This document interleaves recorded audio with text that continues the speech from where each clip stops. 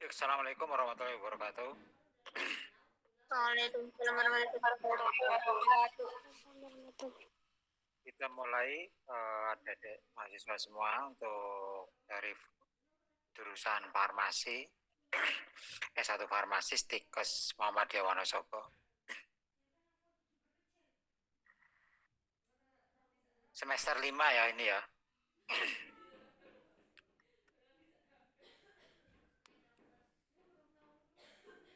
Kuliah yang masih online dari dosen mana aja nih? Kak Lutfi. Pak Lutfi tadi online juga. Yang lain? Kak Andika. Pak Andika.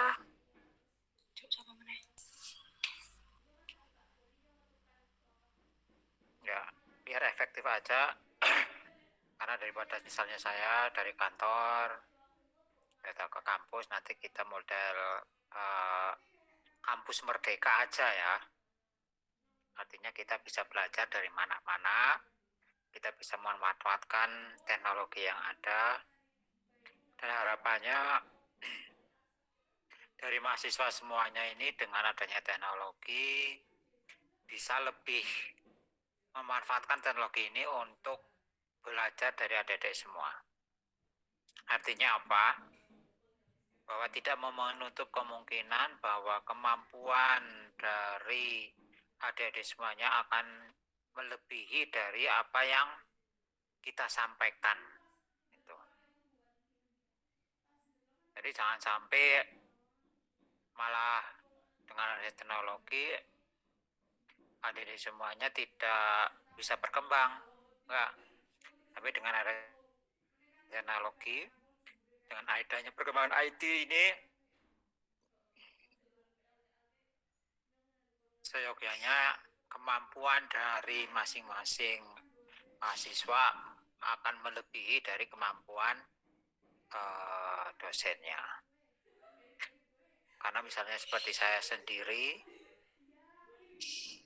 tidak bisa konsentrasi dalam misalnya keilmuan farmakoekonomi karena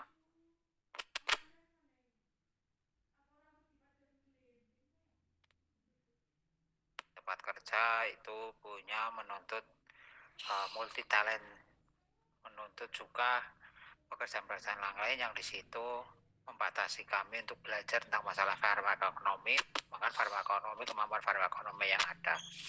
Jadi farmakoekonomi yang akan kita sampaikan di sini adalah tidak terbatas hanya dalam lingkup teoritis, tetapi lebih ke dalam penerapan.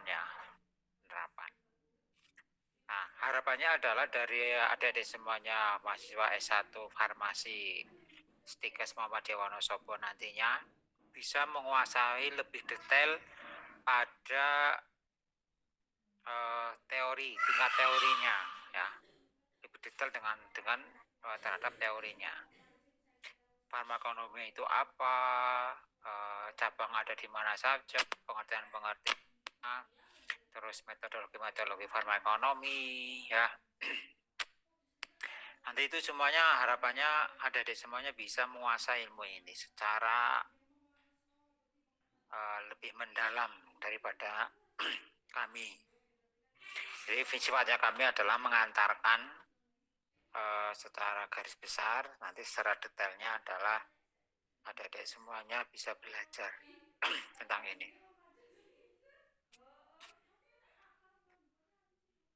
Kenapa farmakoekonomi ini kok sekarang dimunculkan di dalam mata kuliah S1 Farmasi? Kalau dulu pas waktu Bapak kuliah itu tahun 1997, sudah lama. Berarti 30 berapa tahun? 30 tahun yang lalu mungkin ya. 97, 25 tahun yang lalu. Itu farmakoekonomi belum ada. Adanya manajemen farmasi ada. Tapi untuk farmakoekonomi ini kami belum ada pas waktu S1. Farmakoekonomi kami peroleh itu pas waktu pendidikan S2 di UGM, itu baru muncul di sana. pendidikan farmakonomi.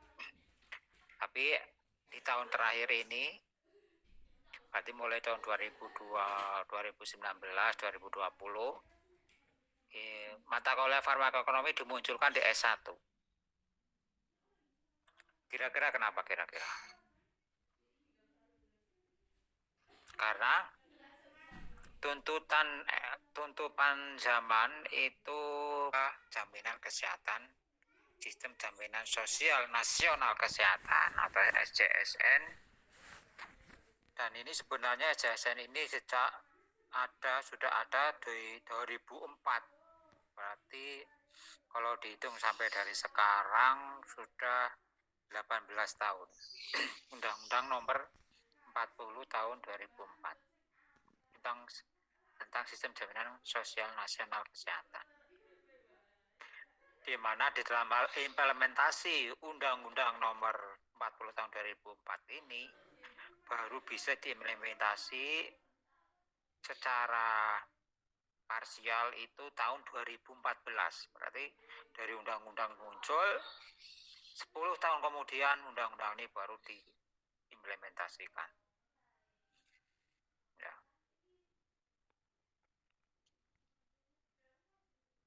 Di mana dalam Undang-Undang Sistem Jaminan Sosial Nasional atau SJSN ini, kalau kita lihat secara garis besar, itu terdiri dari dua pilar secara besarnya, yaitu yang pertama adalah Jaminan Kesehatan Nasional atau JKN, atau sekarang yang dikelola oleh Badan BPJS Kesehatan. Yang kedua, kaitannya dengan implementasi sistem jaminan nasional. Sistem jaminan nasional yaitu jaminan sosial nasional bidang tenaga kerja atau yang dikelola oleh BPJS Ketenagakerjaan.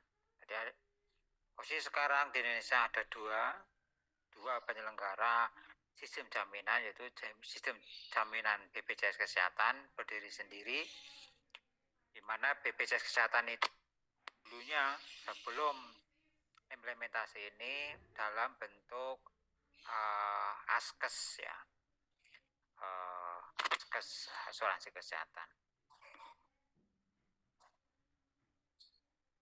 Terus dengan implementasi dirubah menjadi penyelenggaranya atau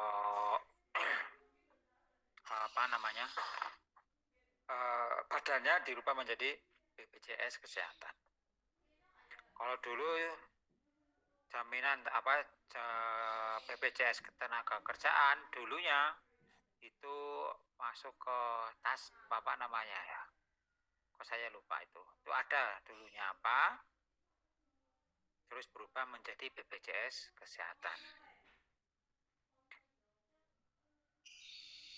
Kenapa kok di dalam hal polanya ini dari 2004 baru bisa dikerjakan di 2014? Tentunya di dalam hal proses pelaksanaan ini membutuhkan waktu yang lama. Itu berarti instrumen-instrumen yang perlu dibutuhkan di dalam implementasi undang-undang ini memang membutuhkan waktu yang lama, perlu perhitungan, perlu sistem, perlu peraturan-peraturan turunan, ya, dari undang-undang tentang sistem jaminan kesehatan.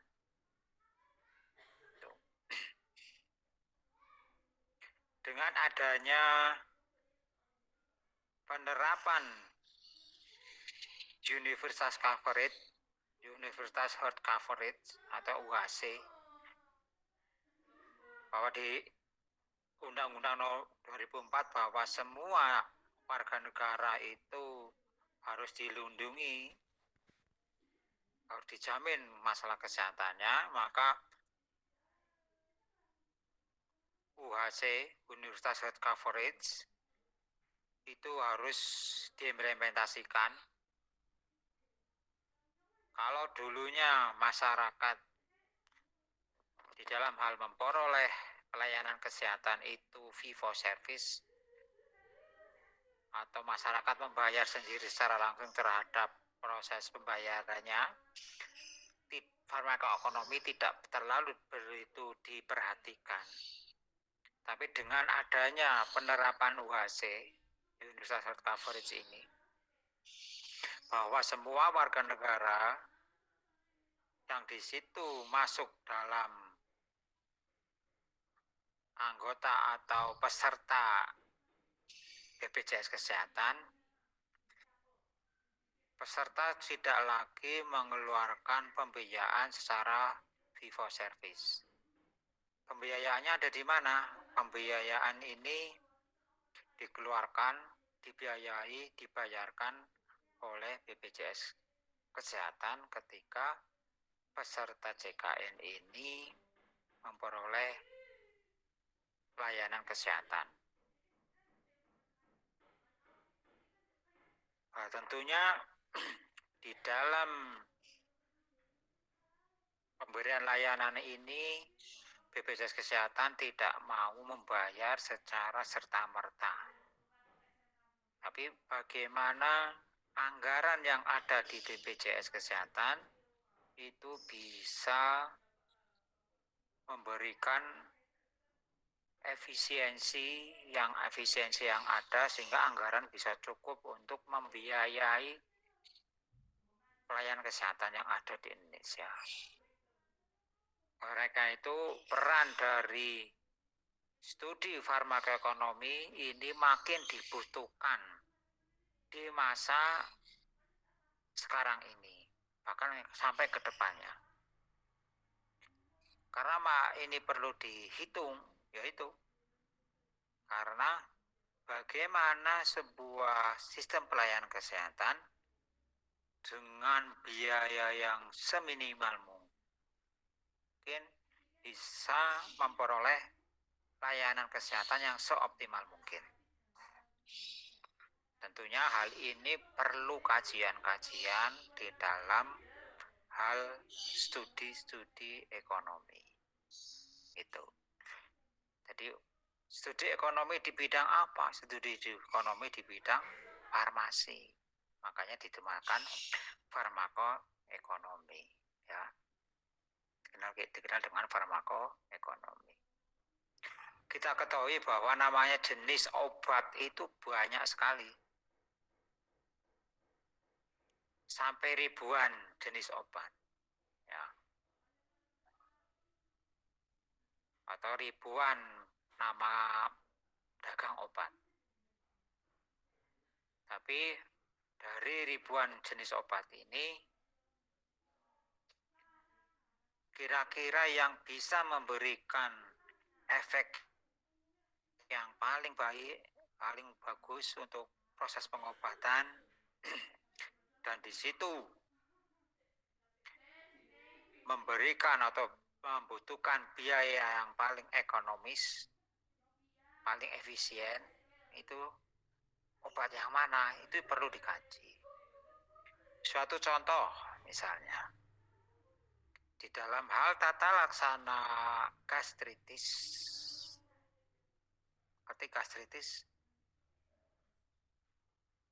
gastritis itu penyakit yang berhubungan dengan saluran pencernaan. Bisa MAH, kan yang kita kenal dengan MAH.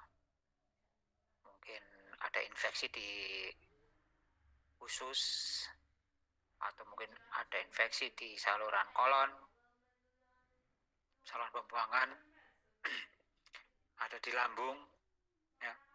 Atau mungkin di saluran masuknya, yaitu di perut, ya, di mulut, kerongkongan, tenggorokan sampai ke lambung. Ini gastritis. Di mana di dalam obat gastritis itu macam-macam. Ada golongan PPI inhibitor,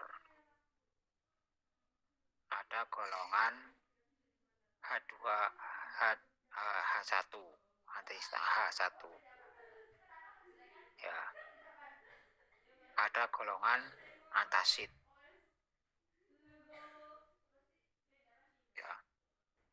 ada golongan yang di situ untuk anti flatulen. Suatu contoh misalnya di dalam golongan protopan inhibitor PPI itu ada beberapa macam obat. Ada omeprazol, ada lansoprazol, ada pantoprazol, ada yang lain-lain ya. Ada esomeprazol. Nah ini masing-masing obat punya namanya karakteristik ya, karakteristik efek terapi sendiri-sendiri dan memiliki harga obat juga yang relatif berbeda. Satu contoh misalnya antara omeprazol sama lansoprazol ini harganya berbeda. Biarpun posisi sekarang ini harga omeprazol jauh lebih murah daripada lansoprazol. Tapi dari studi farma ekonominya nanti dilihat berapa dosis yang diberikan seharinya, terus nanti efek perbaikannya terhadap pemulihan dari gastritis berapa lama misalnya. Terus dari segi quality of life ya, dari kualitas hidup orangnya itu kira-kira dihitung berapa nilai ekonominya. Nah ini memang perlu studi sehingga nantinya dari sekian obat macam itu kira-kira yang memberikan efek paling ekonomis tapi juga memberikan quality adjusted of life-nya bagus atau quality adjusted of life-nya atau QALYS itu berarti bagaimana peningkatan kualitas hidup seorang setelah sakit terus mengalami proses penyembuhan, berapa nilai ekonominya. Nah itu kira-kira dari studi-studi ini sekian obat yang dipakai itu kira-kira mana yang memberikan efek atau keseimbangan antara efek klinis sama efek ekonominya, beban ekonominya paling optimal. Nah ini perlu namanya studi farmakoekonomi. Nah inilah dengan adanya UHC ya, dengan adanya pelayanan kesehatan berdasarkan dengan model asuransi ini, studi farmakoekonomi semakin tahun semakin dibutuhkan. Bahkan di dalam hal pengambilan keputusan untuk menyusun formularium, namanya formularium, itu pun usulan-usulan obat yang ada itu sekarang sudah harus disertai dengan studi farmakoekonomi. Nah ini jadi farmakoekonomi ini kedepannya menjadi suatu ilmu yang di situ menarik untuk dipelajari karena kebutuhan kedepannya ini akan semakin dibutuhkan.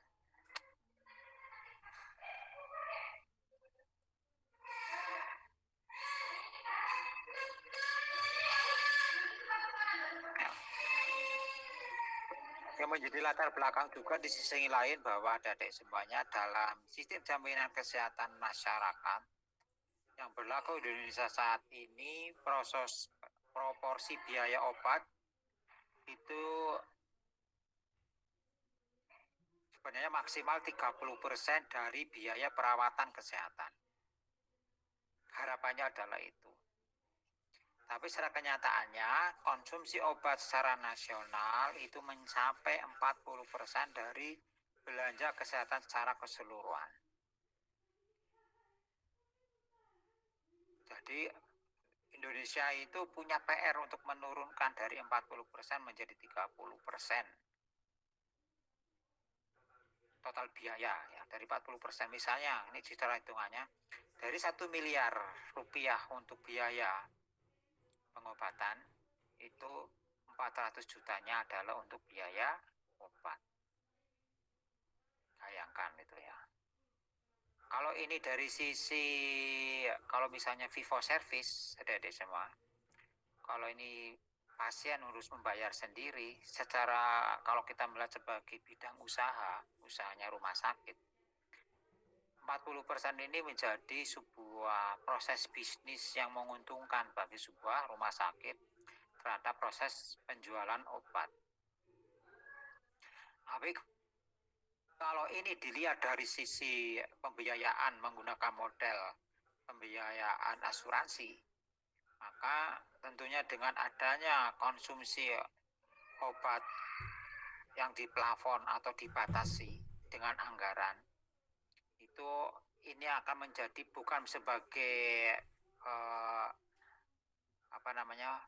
center pendapatan, bukan sebagai sumber pendapatan, tetapi 40% ini menjadi sumber pembiayaan yang paling besar, ya, sumber pembiayaan yang sangat besar, karena 40% ini menjadi suatu pembiayaan yang besar banget. Mudah maksud saya.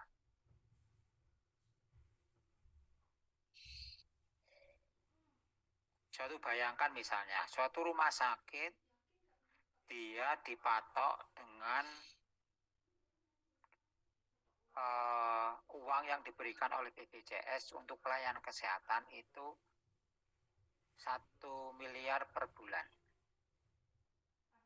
Udah pokoknya untuk semua pembiayaan, pencapaian pembiayaan untuk pelayanan kesehatan semua masyarakat 1 miliar per bulan.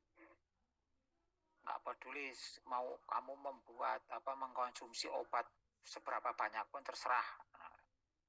Tapi kamu tak kasih uang 1 miliar misal untuk melayani masyarakat.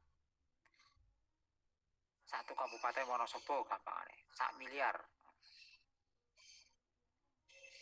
Sehingga nah 1 miliar itu dipakai untuk beli obat, untuk jasa dokter, untuk jasa ruangan, jasa rawat inap, biaya listrik, terserah.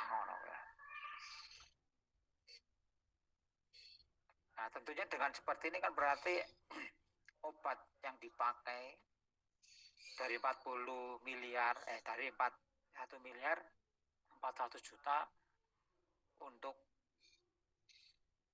biaya obat. Cukup orang cukup berarti 400 juta misalnya. Nah tentunya dengan ini kan berarti rumah sakit sekarang mulai berhitung bahwa obat itu bukan menjadi value center, tapi sekarang obat itu menjadi cost center.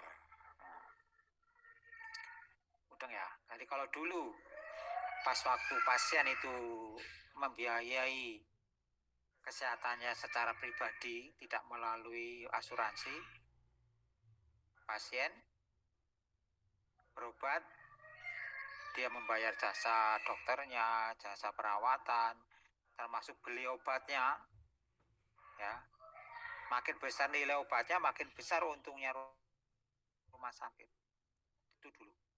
Tapi sekarang dengan adanya pembatasan bahwa maksimal plafon biaya kesehatan misalnya 1 miliar, maka kalau semakin besar konsumsi kebutuhan obatnya, berarti kan makin besar biayanya kan, karena berapapun biaya yang dikeluarkan, berapapun uang yang dikeluarkan oleh rumah sakit, pendapatannya rumah sakit maksimal 1 miliar.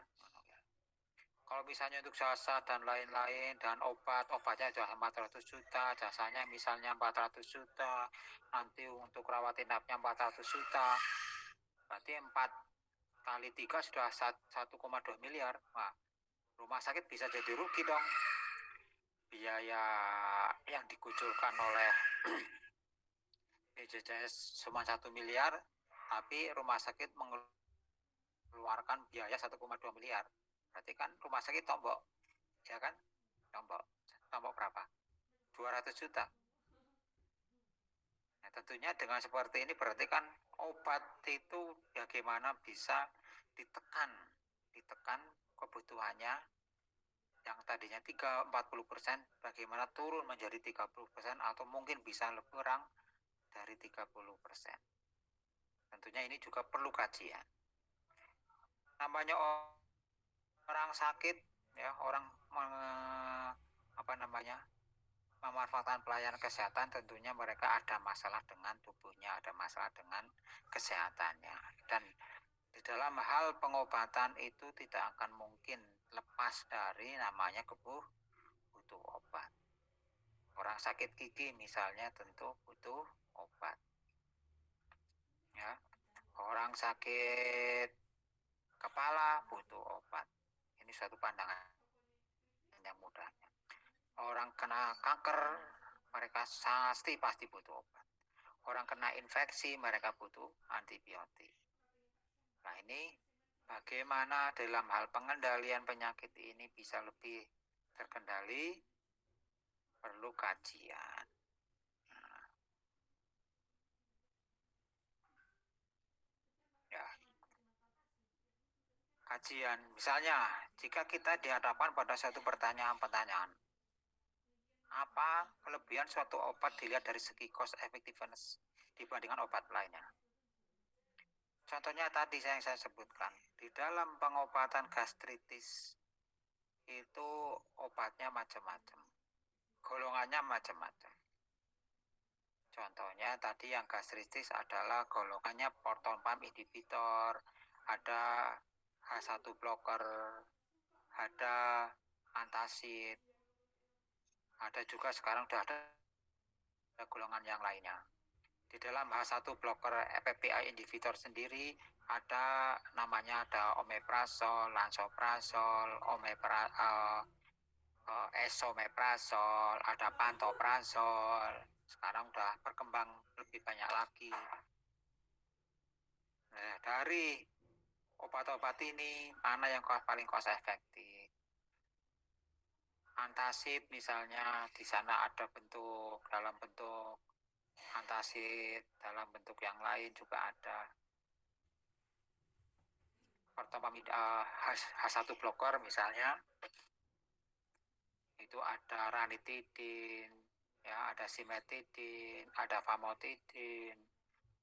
Bahkan sekarang juga ada yang dalam bentuk esternya juga sudah ada lagi ya. Nah, itu misalnya dibandingkan antara famotidin sama ranitidin, ini mana yang memberikan paling cost efektif seperti ini? Ya, mana yang paling cost efektif ini?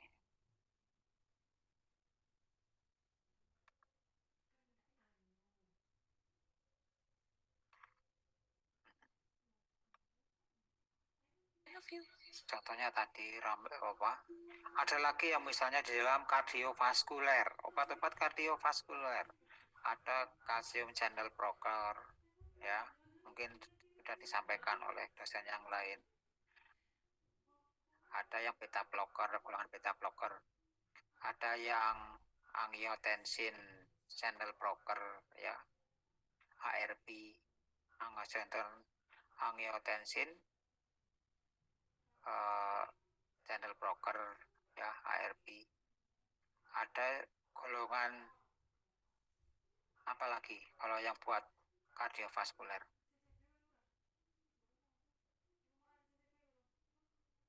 Ada golongan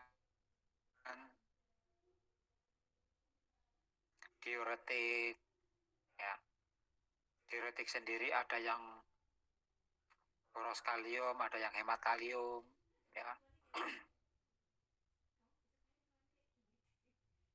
Nah, dari sekian obat itu tentunya perlu namanya studi dibandingkan antar obat, ya. Satu obat dibandingkan dengan obat yang lainnya. Nah, mana yang paling cost efektif? Apakah dari cost efektif itu berarti dari biayanya, dari harganya misalnya, apakah dari obat-obat yang disajikan tadi, obat-obat yang diperlukan tadi itu memberikan hasil terapi dengan biaya yang dibutuhkan dan itu tingkatnya wajar.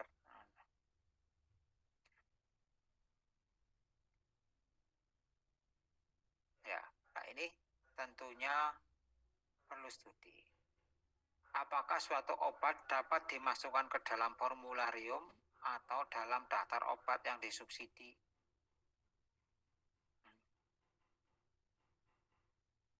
Tentunya ketika obat itu masuk dalam formularium, formularium itu berarti daftar obat yang disetujui untuk bisa dipakai di suatu unit pelayanan kesehatan. Bisa puskesmas, rumah sakit, atau klinik.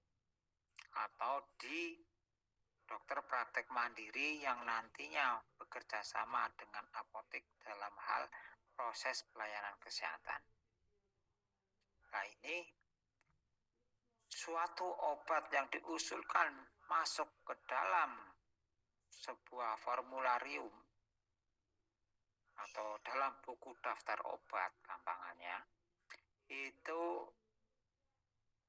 tentunya memerlukan pertimbangan-pertimbangan apakah dari obat yang sudah ada itu bisa menggantikan, mensubsidi, apakah obat yang dari daftar yang sudah ada itu ini bisa lebih cost efektif atau tidak. Nah, inilah makanya studi farmakonomi punya peranan untuk menjawab hal-hal pertanyaan tersebut di atas.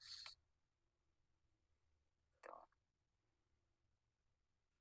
Jadi dari cerita yang tadi sebagai introduction bahwa farmakoekonomi adalah studi yang mengukur dan membandingkan antara biaya dan hasil atau konsekuensi dari suatu pengobatan. Dibandingkan dengan kita mengeluarkan pengorbanan, outcome-nya seberapa, ya, berapa persen terjadi peningkatan kualitas hidup. Ya, kalau kita buat dalam bentuk skala, 0 itu berarti orang itu meninggal, 110 itu orang itu sembuh secara total dan bisa kembali sedia kala. Kira-kira dengan biaya yang kita keluarkan misalnya 1 juta, berapa persen kualitas hidup dari seorang dengan adanya kita membeli obat senilai 1 miliar itu. Nah, dari skala 0 sampai 10 misalnya. Oh ternyata dari 0 sampai 10 dengan keluar 1 miliar, skalanya bisa sampai 7, bisa 8. Berarti ada suatu outcome yang memang diinginkan. Konsekuensinya adalah perbaikan quality of life-nya, kualitas hidup. Yang tadinya sebelum pengobatan misalnya dari 0 sampai 10, skalanya 4, ternyata dengan adanya pengobatan berubah menjadi skalanya 7, skalanya 8, berarti ada perbaikan. Nah, itu dibandingkan. Nah, kan? Satu contoh misalnya tadi misalnya PPI, ya, PPI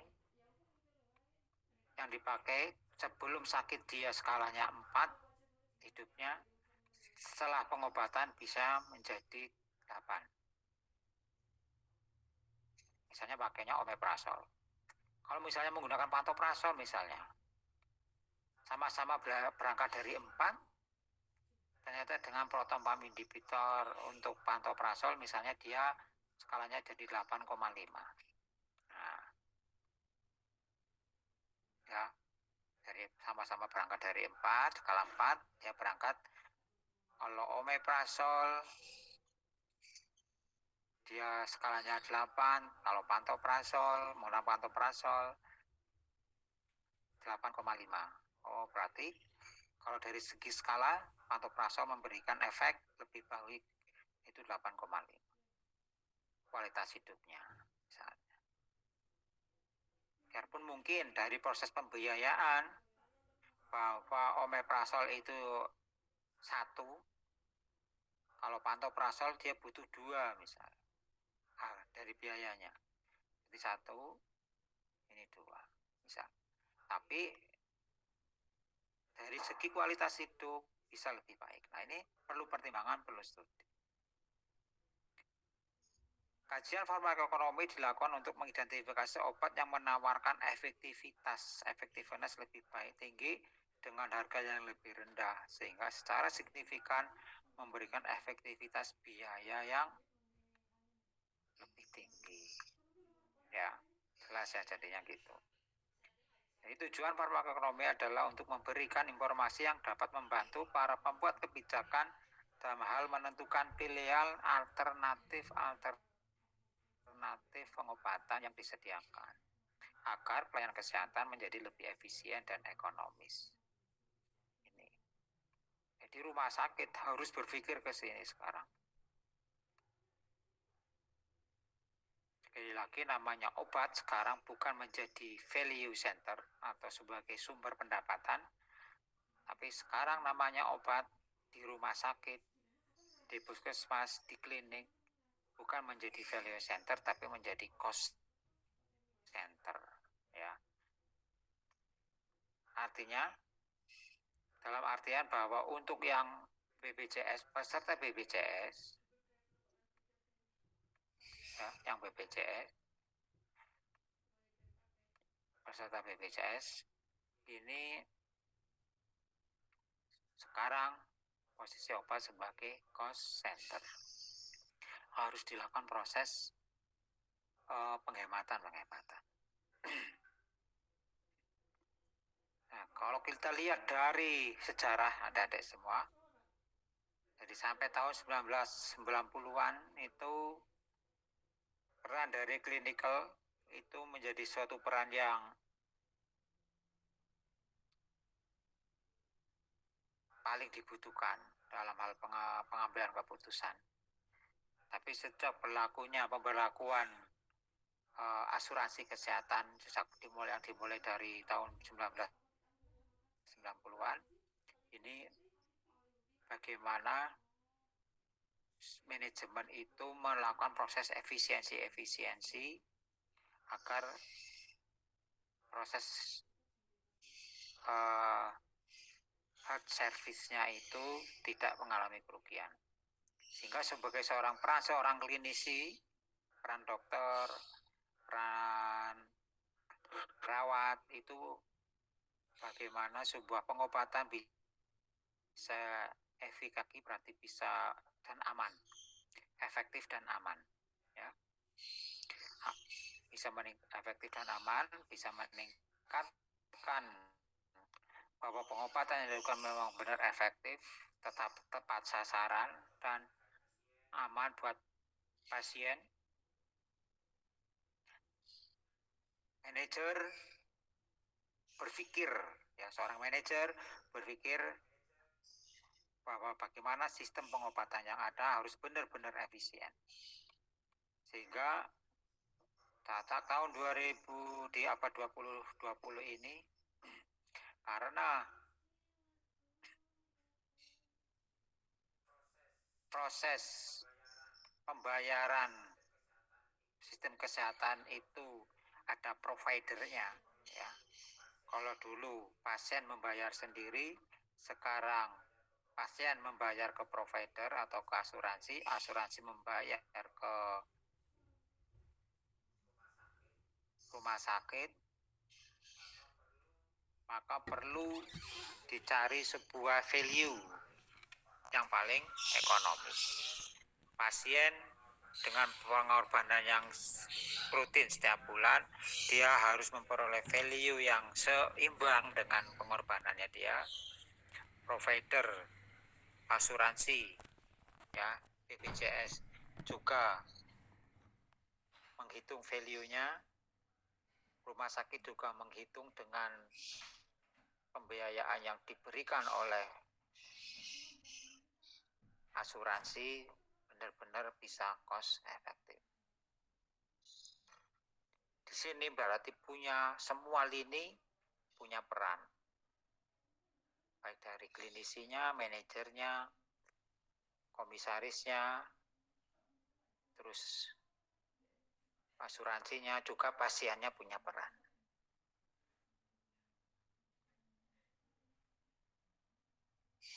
Jadi dari penjelasan yang ada tadi, tujuan farmakoekonomi dari sisi pemerintah ya karena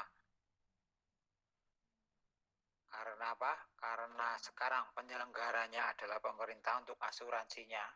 Asuransi kesehatan kan punya pemerintah itu.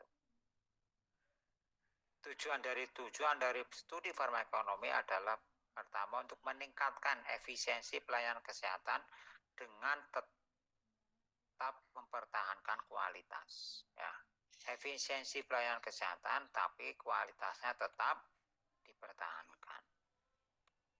Contohnya apa misalnya? Kalau dulu obat misalnya lagi nih ya, obat yang dibutuhkan bisa 4 macam, tapi sekarang cukup dengan 2 macam obat, tapi kualitasnya tetap bisa dijaga. Ya. Karena apa? Obat yang dipakai itu benar-benar obat yang diperlukan saja. Ya. Tidak ada embel-embel obat yang lain yang efeknya tidak dengan placebo. Itu efeknya sama saja dipakai. Nah, enggak.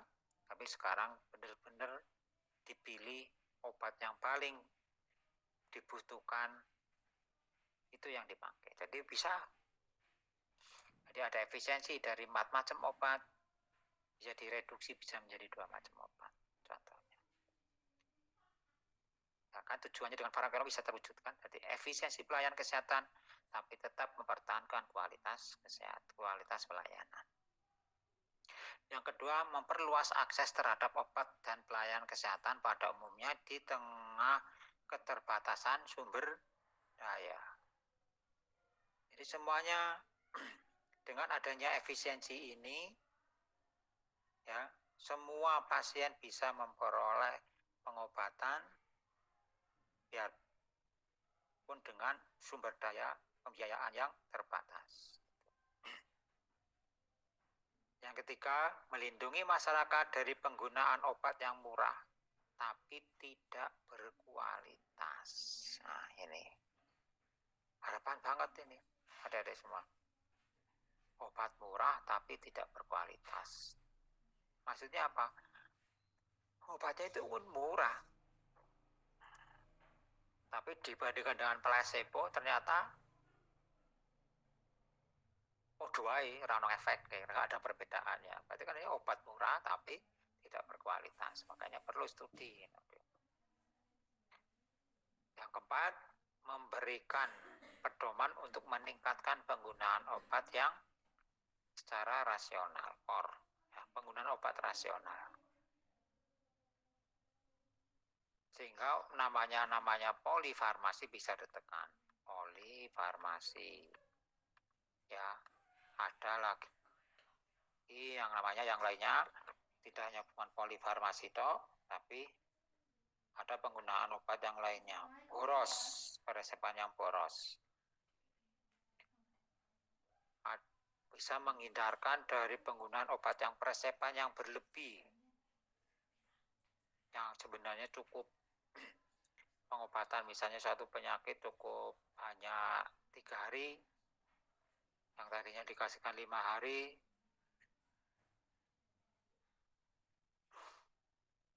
kan kalau 5 hari kan jadi pemborosan kan, overprescribing. Padahal cukup 3 hari. Nah ini berarti kan dengan adanya farmakoekonomi bisa meningkatkan penggunaan obat rasional.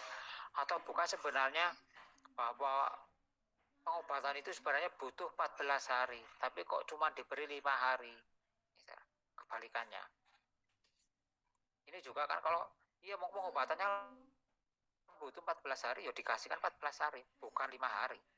Kalau 5 hari nanti gimana efeknya? Kalau itu hubungannya dengan antibiotik, karena durasi dari pengobatannya tidak pas, tidak benar, maka yang terjadi adalah meningkatnya kasus resistensi antibiotik.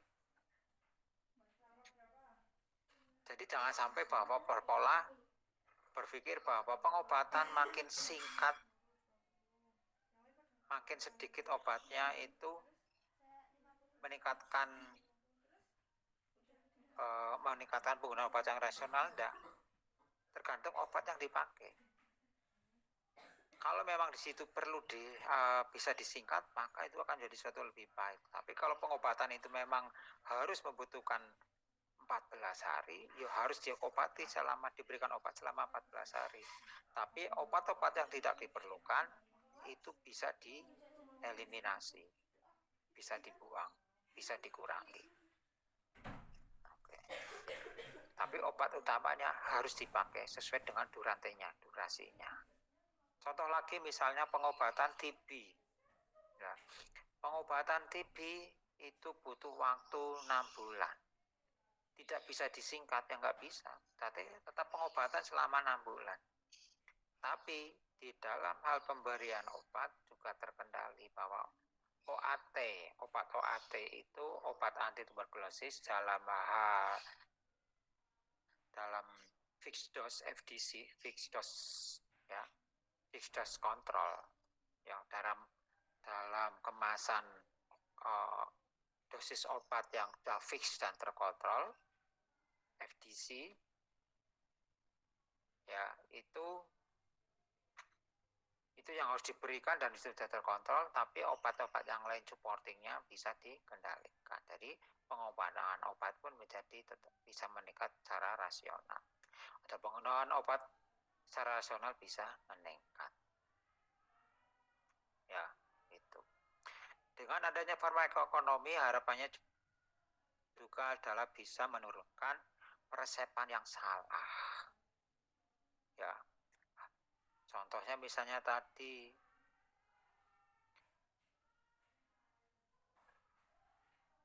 ketika kita memberikan obat gastritis, ya ternyata yang luka itu di lambung,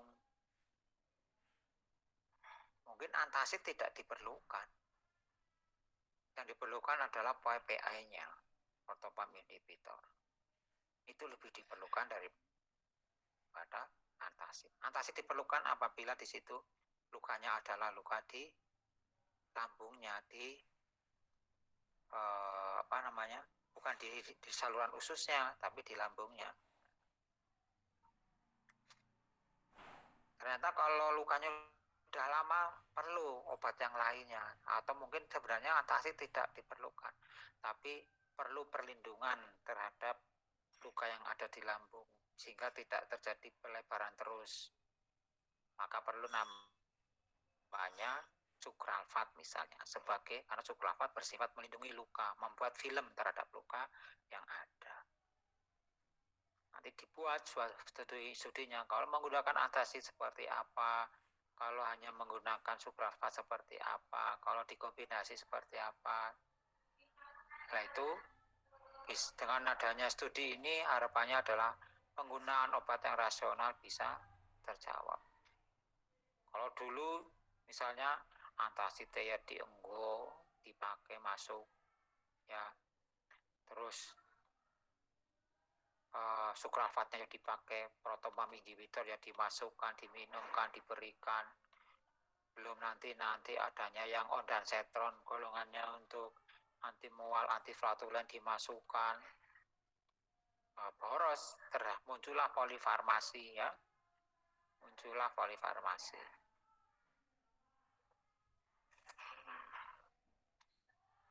Itu. Jadi dengan tujuan farmakoekonomi di sini bisa meningkatkan penggunaan obat yang rasional. Gitu. Ada di semuanya bahwa ini sebagai introduction saja tadi, bahwa harapannya adalah nantinya ke depannya di dalam pembelajaran farmakoekonomi ini mahasiswa mampu pertama menganalisis dan menetapkan masalah kesehatan terkait penggunaan obat pasien untuk mempertimbangkan kebutuhan, pedoman terapi, biaya, dan ketentuan regulasi. Artinya apa? Di dalam hal penggunaan obat kepada pasien ini perlu pertimbangan-pertimbangan, membuat keputusan-keputusan sehingga sesuai dengan kebutuhan. Di dalam hal memutuskan sebuah penggunaan obat untuk pasien itu harus ada pedoman terapinya, disesuaikan dengan pedoman terapinya, diukur biayanya, ya, sesuai dengan biaya yang ada yang dibutuhkan, dan tentunya dengan regulasi sesuai dengan regulasi yang ada. Yang kedua, mahasiswa mampu merencanakan, menetapkan prioritas dan menyelesaikan masalah terkait obat. Ya, obat ini tidak akan pernah lepas dari masalah. Utamanya tadi bagaimana terjadi persepan yang salah, persepan majemuk, persepan yang malah terjadi underdose, ya, underdosis, ini juga menjadi masalah. Sehingga kita perlu membuat namanya membuat sebuah skala prioritas terhadap penyelesaian masalahnya itu. Terus juga harapannya nanti dengan adanya belajar farmakonomi adalah keterkaitan farmakonomi dengan pengembangan obat dan dengan benar. Obat ini akan selalu berkembang terus, adik-adik semua. Ya, obat ini akan berkembang terus dari tahun ke tahun, dari bulan ke bulan. Satu contoh adik-adik, dulu namanya simvastatin ini menjadi andalan di dalam hal pengobatan kardiovaskuler terhadap pola karena penyakit kardiovaskuler karena hiperkolesterolemi. Ya, karena kolesterol yang berlebih. Tapi sekarang berkembang hanya kolesterol, tidak hanya simvastatin, tapi ada pravastatin, ya. Terus ada lagi berkembang sekarang banyak turunan-turunan dari simvastatin. Dan itu memberikan efek terapi yang lebih baik daripada simvastatin. Tapi memang harganya lebih mahal. Jadi pravastatin bisa harganya sampai 4 kali lipat dari simvastatin. Nah, ini perlu adanya suatu studi ekofarmakonomi terhadap pengembangan suatu obat. Ya, farmakonomi juga nanti harapannya pada Desma dengan belajar farmakonomi adalah bisa mengevaluasi clinical outcome. Bahwa di dalam ketika memberikan intervensi suatu obat terhadap pasien itu bagaimana efek outcome, efek klinis yang diharapkan, apakah efektif atau aman buat pasien. Juga dari sisi ekonominya, ya, suatu intervensi teknologi kesehatan bagaimana dampaknya terhadap ekonomi dari orang tersebut. Demikian juga dampaknya terhadap humanity outcome, itu terhadap kualitas hidup dari orang dari pasien. Apakah terjadi penurunan kualitas? Bisa saja ini dibandingkan kualitas hidup itu antara diobati dengan tidak diobati, adakah suatu peningkatan yang signifikan terhadap kualitas hidup. Kalau misalnya antar diobati sama tidak diobati kualitas hidupnya sama aja, ya mending nggak usah diobati.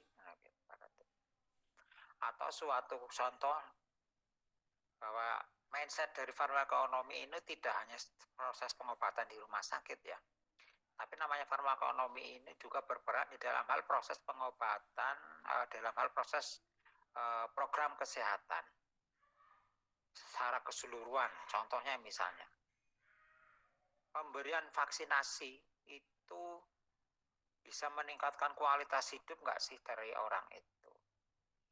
Kalau kita berpikir kalau tidak ada vaksinasi atau imunisasi, anak bayi nanti akan rentan terhadap tertularnya TBC.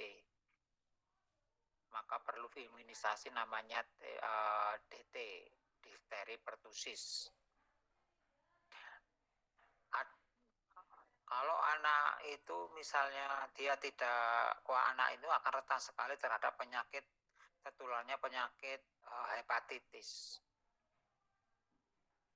Maka perlu namanya vaksinasi hepatitis HB, ya. Bahkan sekarang ketika program itu berkembang, namanya vaksinasi pun sekarang anak itu perlu perlindungan terhadap hemovirus untuk yang penyebab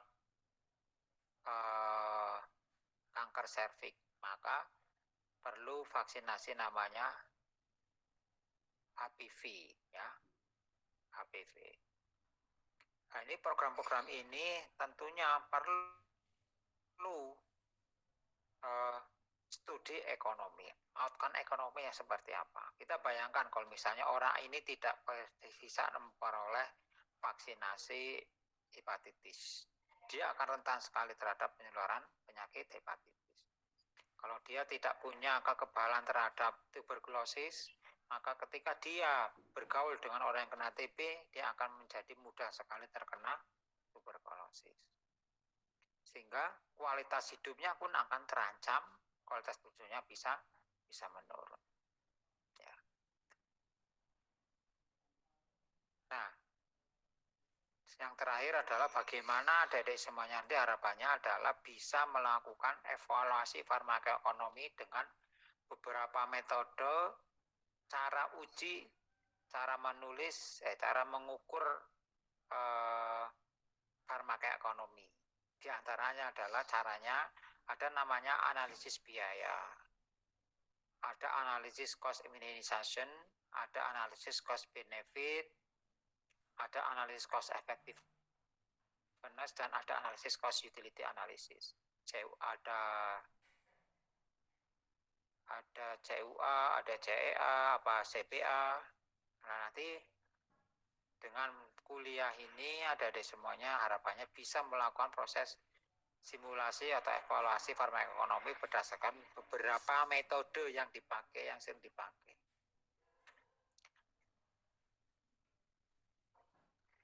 Sehingga bisa melakukan proses analisis keputusan dalam melakukan evaluasi ekonomi dengan benar. Bahwa di dalam beberapa metode ini mereka ada kekhususan, ada tujuan-tujuan ya, antara cost effectiveness analysis CEA sama cost benefit analysis itu, atau CUA cost utility analysis itu mereka punya tujuan-tujuan, dari situ punya kriteria-kriteria yang perlu diperhatikan dalam hal proses analisis menggunakan metode ini.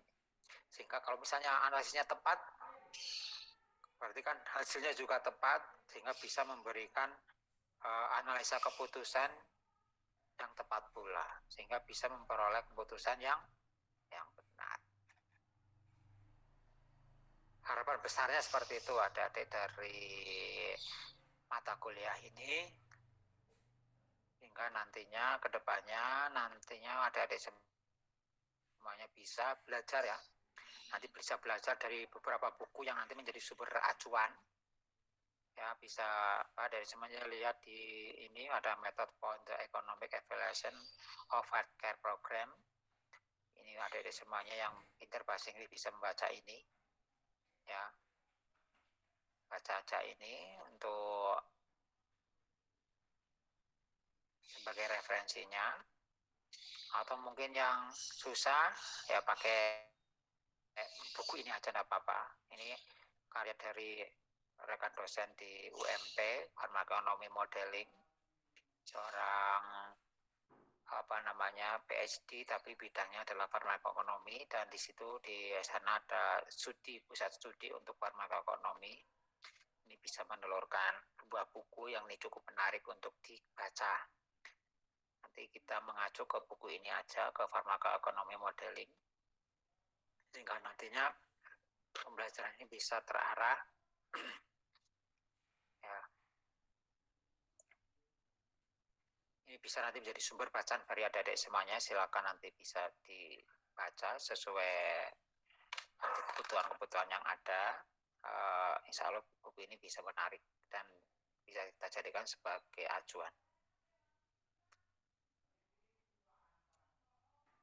Tadi udah di awal pentingnya studi farmakonomi, adik-adik semua bahwa Indonesia sekarang sudah menerapkan namanya universal health coverage, jaminan kesehatan secara nasional, di mana Kabupaten Wonosobo itu sendiri sekarang insya Allah sudah 93an coverage-nya, ya tinggal sedikit lagi untuk masyarakat yang belum tercover kesehatan, jaminan kesehatan. Tentunya hal ini juga terus didorong agar bisa benar-benar 100% universal health coverage. Nah, ini untuk mendukung ini semuanya bahwa studi farmakoekonomi sangat diperlukan. Dengan adanya penerapan sistem jaminan kesehatan, kita bisa melihat bahwa ada suatu bentuk perubahan di mana kalau dulu sebelum proses universal health coverage ini diterapkan, namanya pasien, semua pasien bisa datang kemana saja ke rumah sakit, rujukan tingkat 1, rujukan tingkat 2 atau mungkin juga di puskesmas atau itu secara suka-suka. Tapi dengan adanya penerapan UHC, dengan adanya penerapan sistem kesehatan nasional, sistem rujukan ini diatur sedemikian rupa sehingga disesuaikan dengan kebutuhan klinis dari pasien itu sendiri. Suatu contoh misalnya pasien itu sebenarnya cukup ditangani di tingkat puskesmas, cukup ditangani di klinik pertama atau cukup ditangani di dokter praktek mandiri. Maka sebenarnya pasien ini ya tidak perlu ke rumah sakit atau rujukan tingkat pertama. Ya, tidak perlu ke rumah sakit. Dengan adanya penurunan cukup pasien itu berhenti di klinik pertama di puskesmas, berarti otomatis pasien yang dirujuk ke rumah sakit bisa lebih rendah. Harapannya apa? Dengan pasien yang ke rumah sakit itu lebih sedikit, itu konsentrasi tenaga kesehatan utamanya dokter spesialis misalnya itu bisa lebih konsentrasi terhadap pasien-pasien yang di situ memang memerlukan perawatan oleh dokter spesialis. Ya. Sehingga fokus dokter spesialis itu tidak terbuyarkan karena pasien yang terlalu banyak, pasien bludak, sehingga konsentrasinya pasien dokter ini akan terpecah. Kita ketahui manusia ini kan terbatas ya, kemampuan manusia terbatas. Kalau misalnya overload ya dia pun akan memberikan keputusan-keputusan yang menjadi tidak benar. Oleh karena itulah dengan adanya pengaturan sistem rujukan ini, pasien yang butuh hanya sebenarnya cukup di primer ya sudah cukup berhenti di primer. Kalau dia memang pasien di tenaga medis di pelayanan primer sudah tidak mampu, baru dilakukan proses perujukan ke sekunder, ke pelayanan sekunder, yaitu di unit PPK 1 ya, di PPK 2 ya, memberi pelayanan kesehatan tingkat 2, yaitu di rumah sakit tipe B maksimal atau rumah sakit tipe C. Kalau ternyata di dokter spesialis yang ada di tingkat rumah sakit tipe B tapi tipe C sama tipe B misalnya tidak cukup, tidak mampu, tipe C tidak mampu, maka pasien ini bisa dirujuk ke rumah sakit tipe B atau tipe A ya. Karena kalau tipe A berarti dia ada namanya dokter subspesialis. Subspesialis ini kan berarti memang bisa konsentrasi terhadap penyakit yang sudah tidak bisa ditangani oleh dokter yang di rumah sakit tipe C ya, spesialis yang general. Baru kalau tipe B sama tipe C kan subspesialis. Contohnya misalnya dokter di rumah sakit tipe C itu kan adanya dokter penyakit dalam, internis misal. Di penyakit dalam ini kalau masuk ke kelas ke rumah sakit tipe A itu tidak hanya penyakit dalam toh misalnya. Ada namanya spesialis di sana untuk DM toh ada. Ada spesialis saraf pun ada namanya saraf pusat ada. Saraf sentral ada. Ya. Ada subspesialisnya.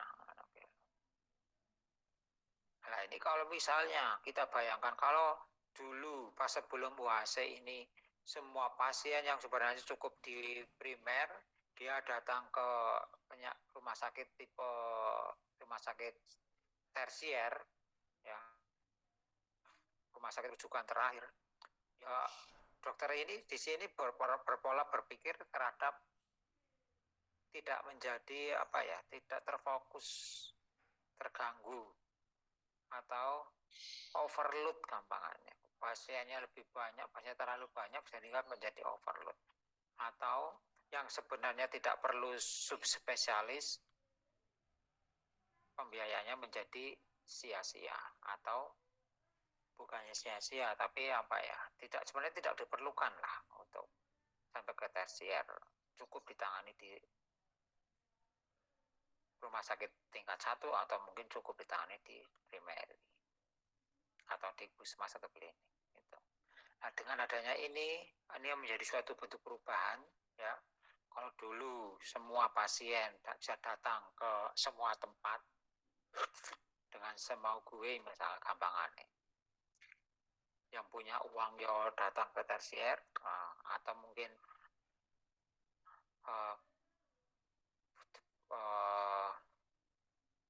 dengan memaksa untuk bisa dirujuk misalnya rujukannya pun dari primer bisa langsung ke tersier ya proses rujukan tapi kalau sekarang dengan adanya UHC rujukan teratur jadi dari puskesmas baru dirujuk ke rumah sakit tingkat 1 ya ke PPK 2 kalau dari rumah sakit PPK 2 tidak bisa baru bisa masuk ke PPK 3 ya jadi maksudnya ini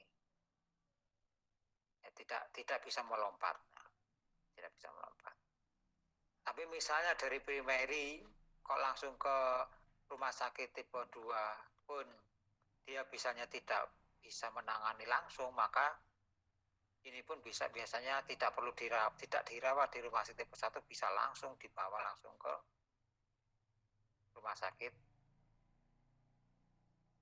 ke PPK 2 ke PPK 3 ke PPK 3 ya jadi dari puskesmas rujuk ke rumah sakit langsung menyatakan tidak sanggup langsung dibawa ke rumah sakit rujukan selanjutnya lagi ya ini pun bisa kalau sekarang kalau dulu ada jadi dari makin tahun ke tahun itu akan ada suatu bentuk perbaikan terhadap pola rujukan dengan adanya pola seperti ini posisi sekarang di Indonesia pun ada suatu bentuk perbaikan terhadap pola rujukan sehingga pasien tidak terjadi penumpukan di rumah sakit tersier ya pengembangan primary untuk rawat inap juga makin banyak kalau dulu puskesmas Wonosobo itu hanya beberapa mungkin 2 atau 3 puskesmas yang melayani rawat inap sekarang sudah sampai 8 puskesmas rawat inap bisa untuk pelayanan di sana bisa mengurangi load dari rumah sakit yang ada itu dari sisi sistem rujukan dari sisi premi BPJS Kesehatan bahwa di dalam hal pembiayaan pun itu diatur dari perundang-undangan yang ada di Indonesia bahwa ada kurang lebih 4 kelas yang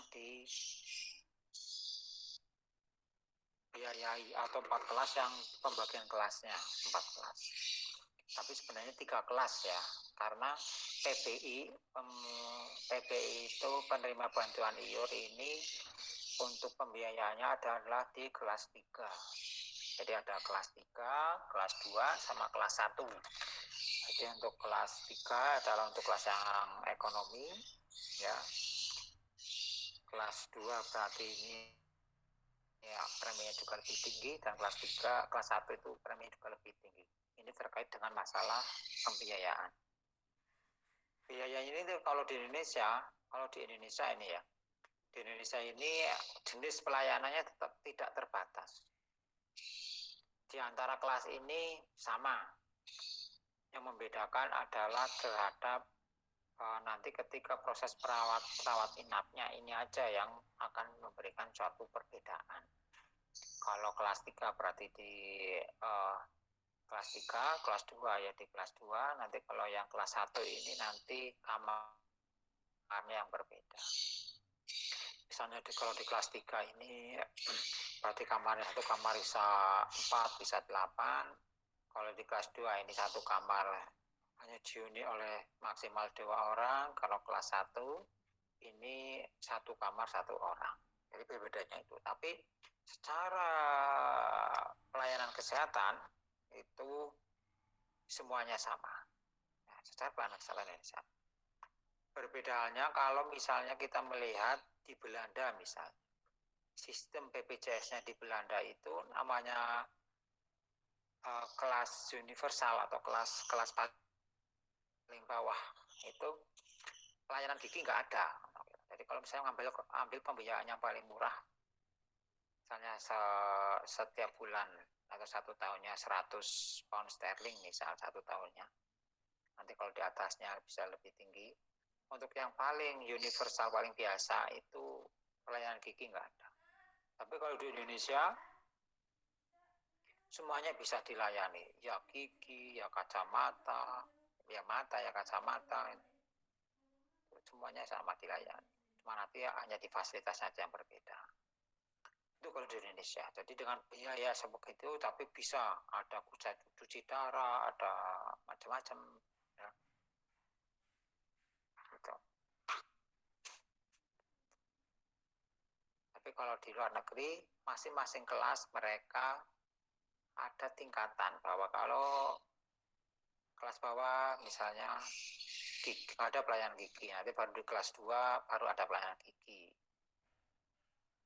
Kalau di kelas 2 misalnya nggak ada untuk kanker, nanti kalau mau kelas 1 malah ada pelayanan kanker itu di kelas 1. Itu kalau di luar negeri ada yang berlakuan seperti itu. Tapi kalau di Indonesia yang membedakan bukan jenis layanannya, tapi hanya di jenis obatnya, jenis pelayanan kesehatannya, tapi hanya di dalam ketika membedakan adalah ketika pelayanan rawat inap. Itu saja yang membedakan sih, yang paling kelihatan. Juga mungkin misalnya penggantian untuk misalnya kacamata misalnya. Kalau kelas 1 sama kelas 3 itu pun juga nggak berbeda. Kalau kemarin pengalaman itu tidak berbeda secara bermakna. Di sisi lain juga ada berarti tadi dari masalah pembiayaan ya, dari pembiayaan pasien membayar premi ya, dari sisi premi. Di sisi lain adanya perbaikan yaitu di dalam hal masalah bagaimana pemberi layanan dibayar oleh BPJS atau oleh provider. Kalau primary itu dibiayai, diberi bayaran ya oleh BPJS dalam bentuk kapitasi. Kapitasi itu apa? Kapitasi adalah biaya yang ditanggung atau dibebankan kepada setiap kepala penduduk atau penduduk per tahunnya sesuai dengan kapitasi. Contohnya misalnya suatu puskesmas itu dia bisa mengcover, dikasih tanggung jawab terhadap kapitasinya itu sejumlah 10.000 pasien. Tanggung jawab terhadap 10.000 pasien. Dari 10.000 pasien ini masing-masing puskesmas per bulan misalnya dia memperoleh 10.000 dari per kapita, per kepala. Berarti 10.000 kali 10.000 berarti berapa? 100 juta ya. 100 juta misal, 100 juta per kepala. Per puskesmas dibiayai diberikan kepada puskesmas tersebut. Kalau dia 10.000. Kalau dia 30.000 berarti dia akan memperoleh dibiayai atau memperoleh pembiayaan otomatis senilai 300.000 per bulan.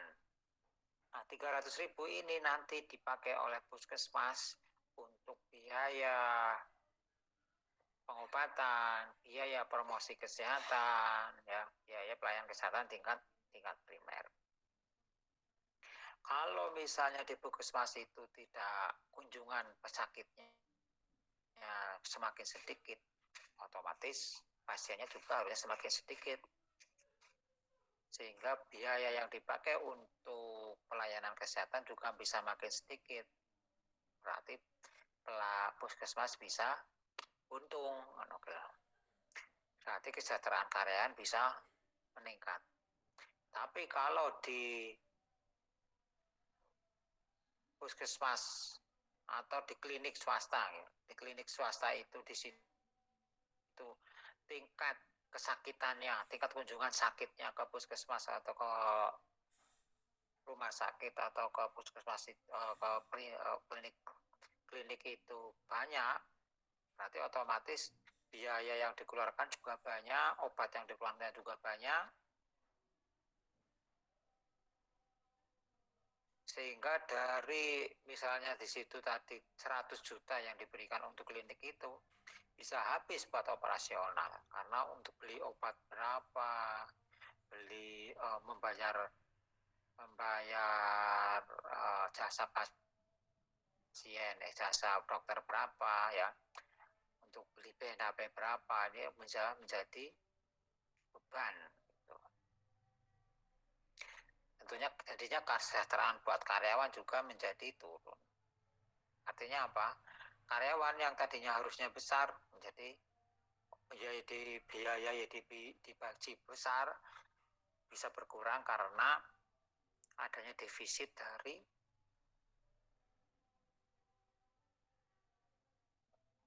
pembiayaan itu. Misalnya dari 100 juta itu ternyata dipakai untuk beli obat tadi. Terus untuk biaya BNHP-nya bisa sampai 40 juta. Biaya lain-lainnya bisa 10 juta. Berarti kan tinggal 10 juta toh. Nah, 10 juta nggak gaji karyawannya habis. Bahkan bisa tombok. Tapi kalau misalnya kunjungan pasiennya sedikit, dari 100 juta untuk beli obat bisa ditekan bisa sampai cuma 20 juta. Karena kunjungannya sedikit, maka biaya untuk dokternya juga sedikit. Misalnya atau untuk kliniknya juga sedikit. Untuk BNHP-nya jadi turun misalnya 20%. Untuk obatnya 20%. Untuk biaya lainnya 10%. Berarti kan masih ada 50%. 50% bisa dipakai untuk meningkatkan kesejahteraan karyawannya, gitu kan? Atau dipakai untuk membangun fasilitas kesehatan yang lain untuk peningkatan pelayanan kesehatan bagi klinik itu. Tapi kalau polanya kesehatannya tadi kebalik, ya akhirnya kesejahteraannya bisa berkurang atau mungkin kliniknya tidak bisa berkembang karena sudah sibuk dengan pelayanan kesehatan, pelayanan pengobatan. Oleh karena itulah maka posisi sekarang namanya primary health care itu tidak berfokus kepada kuratif, harapannya tidak hanya berfokus pada kuratif, tapi primary health care itu dia fokus pada namanya promotif preventif. Ya. Peran promotif preventif ini harus diutamakan oleh primary health care.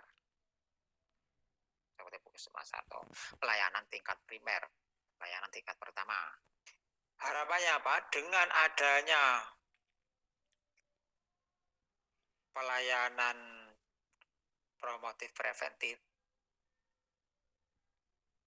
tingkat kesakitan dari masyarakat setempat sekitar primary healthcare itu bisa menurun, sehingga tingkat kunjungan pasien ke healthcare itu juga menurun. Ya, berarti otomatis tingkat kesehatan dari orang, dari masyarakat juga meningkat. Gitu. Jadi peran sekarang untuk primary healthcare adalah bukan di kuratif lagi, tapi sudah dititik beratkan di dalam promotif preventif. Promotif berarti mempromosikan kesehatan, bagaimana masyarakat itu didorong untuk bisa meningkatkan pola hidup sehat. Preventifnya dengan adanya peningkatan promotif itu berarti pencegahan terhadap penyakit-penyakit yang muncul nantinya bisa dicegah. Contohnya, penyakit hipertensi sebenarnya bisa dicegah dengan pola hidup sehat. Penyakit DM, diabetes mellitus, juga bisa dicegah dengan pola hidup sehat. Ya. Penyakit kejiwaan juga bisa dimodifikasi, dicegah dengan pola hidup sehat. Sehingga harusnya DM, hipertensi itu bisa turun sebenarnya. Ini harusnya bisa turun, dicegah.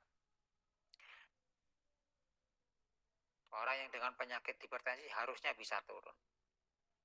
Jumlahnya harusnya bisa turun. Ya. Demikian juga nantinya kalau primary healthcare nanti berarti berdasarkan kapitasi. Terus untuk yang rumah sakit bagaimana? Rumah sakit dibiayai dengan namanya INASI BISIS. Berarti Indonesia Cost Based Group. Ya, Cost Based Group. Maksudnya apa? Pembiayaan yang dilakukan di rumah sakit, yang diberikan pada rumah sakit adalah berdasarkan penyakit yang ditangani. Contohnya misal hipertensi. Ya, hipertensi itu butuhnya berapa sih? Contohnya hipertensi. Hipertensi itu butuh biaya berapa? Misalnya hipertensi itu sebenarnya cukup cuma 100.000 per kunjungan. Kalau bedah tulang berapa? Bedah tulang ternyata cuma cukup butuh 7.500.000 per kasus. Kalau melahirkan cuma 1.250.000 misalnya. Melahirkan dengan penyulit, dengan sesar berapa ya. Nanti bahwa dari misalnya hipertensi tadi dari 100.000, berarti nanti obat yang diberikan berapa, untuk dokter berapa, untuk BNHP berapa, untuk fasilitas rumah sakit berapa. Nah ini karena dipatok, berarti kan bedah dipatok. Hipertensi itu dipatok cuma 100.000. Berarti kan rumah sakit sebagai manajer dia harus berhitung, wah rumah hipertensi satu pasien cuma dipatok 100.000. Berarti sih nggak dokter piro yo. Buat pendukung kesehatan berapa ya? Buat beli obatnya berapa ya? Nah, kan perlu dihitung ini jadinya kan. Dari 100.000 bahwa maksimal untuk obat cukup 20.000 saja. Terserah obatnya apa. Pokoknya yang penting maksimal 20.000. Nah, berarti kan perlu dihitung ini. Nek hipertensi 20.000 tok berarti pasien ini jane cukup amlodipin. Amlodipin regane 5.000. Nah, kan bisa ditekan. Tapi ternyata ada pasien yang lain, oh ternyata orang ini hipertensi dengan penyulit, dengan komplikasi. Hipertensi di komplikasi dia, oh alah ternyata dia perlu pravastatin misal. Oh pravastatin regone 10.000. Nah berarti kan tadinya amlodipin hipertensi, tapi ada penyulit, tambah 10.000, jadi obatnya 15.000. Ternyata orang ini juga dia dengan nyeri, dikasih misalnya ibuprofen. Ya, berarti ibuprofen 5.000, 20.000, habis sudah. Atau mungkin dia juga dengan rata bahwa tidak hanya cukup dengan amlodipin. Ternyata dia juga perlu, karena dengan amlodipin tidak turun, hipertensinya nggak turun, mau nggak mau dikasih namanya diuretik. Dihitung-hitung, ada pasien yang di situ dia butuh 5.000 tok cukup biayanya. Ada yang di situ ternyata bisa sampai 40.000 karena obatnya macam-macam yang dibutuhkan. Lah ini namanya sumbang, ada subsidi silang. Tapi ini perlunya semuanya biar semuanya tidak di luar target pembiayaan. Bagaimana caranya semua pasien hipertensi ketika di rata-rata nggak boleh lebih dari 30%, maksimal 30%. Nah ini kan perlu penghematan, perlu penghitungan terhadap obat yang dipakai. Nah ini. Jadi dengan adanya pemberlakuan UHS Universal Health Coverage, setiap penyakit dipatok pembiayaannya, mau nggak mau peran farmakonomi ini berperan aktif di sini. Ya, menghitung biaya farmasi terhadap proses pembiayaan obat, tapi bisa tidak menurunkan kualitas, tapi obat yang diberikan benar-benar cost efektif. Tuh. Saya kira itu buat adik semuanya untuk hari ini sebagai pengantar bahwa nantinya dengan adanya pemberlakuan Universal Health Coverage itu paling tidak ada 3 sistem yang dilakukan proses perubahan dari sebelum dilakukannya sistem kesehatan secara Universal Health Coverage. Yang pertama itu tentang masalah sistem rujukan, ya. Yang kedua tentang premi yang dibayarkan. Kalau dulu pasien membayar langsung ke rumah sakit, tapi kalau sekarang dengan adanya BPJS Kesehatan, pasien membayar setiap bulan membayar premi ke BPJS Kesehatan, tapi ketika dia sakit, dia bisa datang ke tempat pelayanan kesehatan sehingga memperoleh pelayanan gratis, tapi dia membayarnya bukan ke rumah sakit, tapi membayarnya adalah ke provider, yaitu ke BPJS Kesehatan. Yang ketiga, sistem pembayaran. Kalau dulunya pemberi layanan rumah sakit, klinik, puskesmas itu memperoleh dari kunjungan pasien, tapi kalau sekarang tidak demikian. Pasien pemberi layanan rumah sakit dia memperoleh pembayaran, dibayar dari asuransi penyelenggaraan asuransi, yaitu dari BPJS Kesehatan. Rumah sakit memperoleh pembayaran dari situ. Dalam bentuk apa? Kalau di layanan primer, puskesmas dalam bentuk kapitasi, klinik dasar dalam bentuk kapitasi, kalau rumah sakit dalam bentuk inasi bijis, ya. Gitu.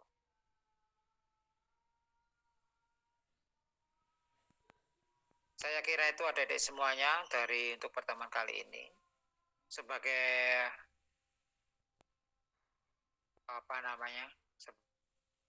sebagai tugas untuk kali ini, silakan nanti adik-adik semuanya mencari jurnal yang hubungannya dengan metode metode analisis farmakoekonomi.